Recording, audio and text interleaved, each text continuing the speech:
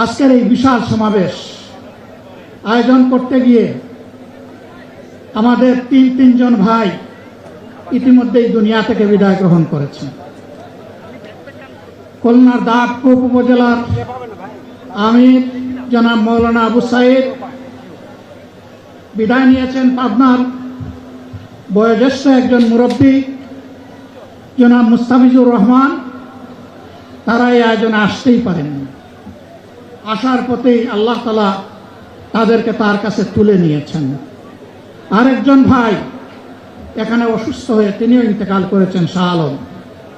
মহান রবের দরবারে দোয়া করি আল্লাহ তাআলা তাদের উপর রহম করুন, তাদেরকে ক্ষমা করুন, জান্নাতুল ফেরদাউসের নিয়ামত তাদেরকে দান করুন, তাদের আপনজনদেরকে আল্লাহ তাআলা সবরে জামিল আতা করুন।